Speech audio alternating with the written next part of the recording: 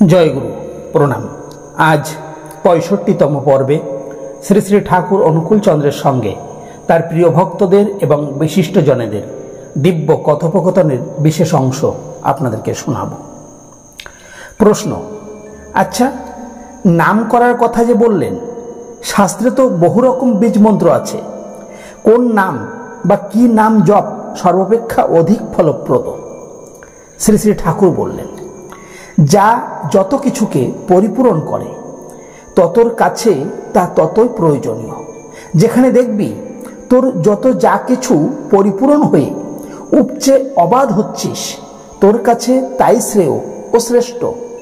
আর এই দর্শন যা নাকি তোকে কিংবা দুনিয়াকে পরিপূরণ করতে পারে, তা যেখানে বা যাতে ঘটেছে, তার যা নাম, সেই নামের বাচক ও প্রকাশক হচ্ছেন তিনি। সেই তিনি তোর চলনার গন্তব্য।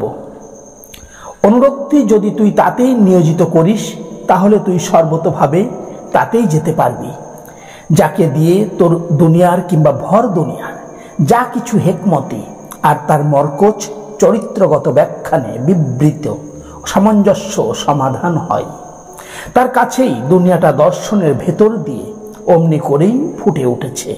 আর এই সব যা কিছু তার কাছে ফুটে উঠেছে, তিনি হচ্ছেন তার অর্থ। অর্থ কথার মানে হচ্ছে এই সবগুলি তাতে গমন করে, তা বিবৃতির ভেতর দিয়ে, সামঞ্জস্যের ভেতর দিয়ে, সমাধানের ভেতর দিয়ে মানুষের চলনার পথে গন্তব্যের দিকে। তাই তিনি সেই সবের প্রতীক বা বাচক।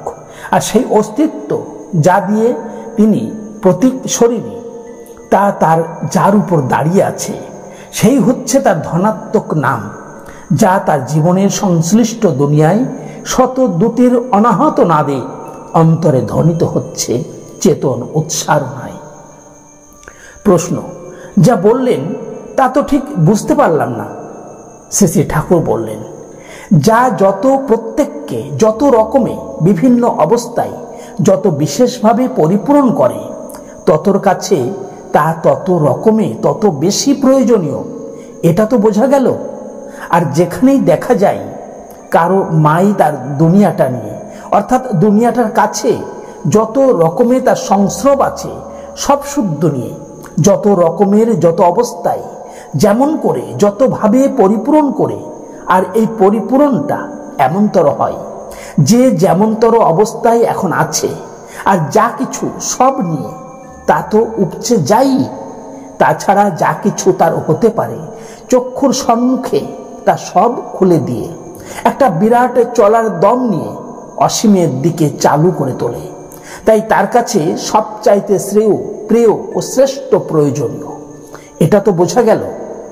তারপর হচ্ছে, যেমন একটা লোকের দয়া আছে, ভালোবাসা তার অন্তরে অঢেল, সে সব মানুষকে আপনার ভাবে, আর আপনার ভাবলে যেমন করা আসে সে তাই করে।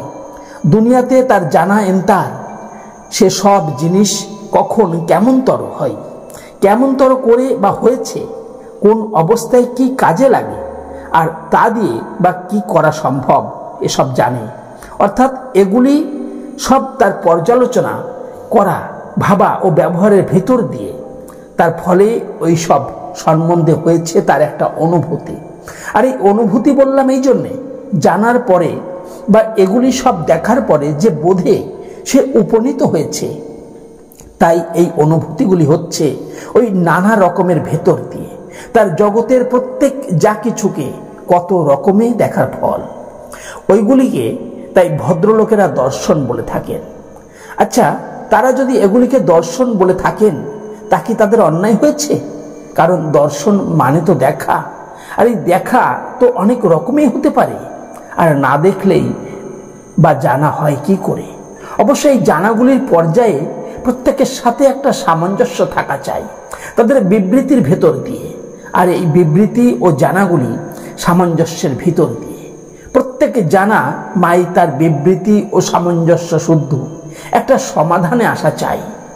এই বিবৃতি মানে কি বোঝা গেল তো? বিবৃতি হচ্ছে বিস্তারিতভাবে প্রত্যেকটি খুঁটিনাটি নিয়ে যা আমাদের ধারণায় থাকে, আমরা তা যেমন করে ধারণায় থাকলে কোনো বিষয় বিস্তার করে বলতে পারি। আর সামঞ্জস্য মানে এই বুঝি এই বিস্তারভাবে যা আমাদের ধারণায় থাকে কোনো বিষয়ের বিষয় তার প্রত্যেকটার সাথে প্রত্যেকের একটা ক্রমাগত মিল থাকা বা সম্বন্ধ থাকার বিচার শুদ্ধ ধারণা, যা থাকলে আমরা যার বিষয়ে বিস্তার করে বলছি তার প্রত্যেকটার সঙ্গে প্রত্যেকটার মিল দেখিয়ে বলতে পারি। আর সমাধান হচ্ছে তাই যা বিবৃতি করে বললাম। বিবৃতি করে বলার সাথে সাথে বা বলে আমার ভেতর যে ধারণা থাকার দরুন সেই বিষয়ের প্রত্যেকটার সাথে প্রত্যেকের মিল দেখালেন। এরকম মিল দেখিয়ে যে বোধ মাই প্রত্যেকটি নিয়ে সব শুদ্ধ আমার হলো, তাই হচ্ছে এই বিষয় সম্বন্ধে আমার একটা সমাধান। এই সমাধান এলেই মানুষের একটা হতে আর একটা কি করে তফাৎ, কেন তফাৎ ইত্যাদির বোধ গজিয়ে ওঠে। কেমন এখন বোঝা গেল তো? এরকমে জানা নিজের জগতের প্রতি প্রত্যেকটি নিয়ে পরস্পরের ভেতর দিয়ে বিস্তারভাবে পর্যবেক্ষণে অনুভব ও ব্যবহার নিয়ে বিবৃতি ও সামঞ্জস্যের ভেতর দিয়ে সমাধানে উপনীত হতে হলেই চাই কাহাতেও আমার প্রাণের টানের দরুন তাকে পরিপূরণের প্রয়োজন। আর এই প্রয়োজনের থেকেই আসে ওই রকম অনুধাবন পর্যবেক্ষণ, যার ফলে তার বিস্তীর্ণ জগৎ সামঞ্জস্যের সাজগোজ পড়ে সমাধানের উপঢৌকন নিয়ে হাজির হয়। তার ওই টানের বস্তুকে অর্ঘ্য দিতে, পুজো দিয়ে তাকে তৃপ্ত রেখে সেই তৃপ্তির প্রসাদ নিজে আরও ফুটন্ত হবার প্রলোভনে। তাহলেই এই যে জানা, এই যে দয়া, এই যে ভালোবাসা, এগুলি দুনিয়ার বস্তুর মতো পড়ে আছে না কাউতে আছে? এগুলি দুনিয়ায় পাতি পাতি করে খুঁজলেও কিছুতেই পাওয়া যাবে না। এগুলি থাকে ব্যক্তিতে, আর ওই ব্যক্তির শরীর ও চরিত্রই হলো তাহলে বাস্তবিক এগুলির বাচক। বাচক মানে প্রকাশক, যা দিয়ে ওই তাকে বোঝা যায় বা অনুভব করা যায়। আর এই ব্যক্তিকে যে নামে ডাকলে তার কথা সব মনে পড়ে বা অনুভবে আসে, সেই নাম হচ্ছে আবার তারই বাচক। এই তো বোঝা গেল। তাহলে কে কত প্রয়োজনীয় তা বোধ হয় বোঝা গেল। আবার আরো হচ্ছে এই সব জানা বা দর্শন মায় বিবৃতি সামঞ্জস্য ও সমাধান নিয়ে উপস্থিত হতে হলেই ওই ব্যক্তির শারীরিক বিধানকে যেমনতর সারাপ্রবণ, সহানুভূতিপ্রবণ ও গ্রহণক্ষম হতে হয়েছে।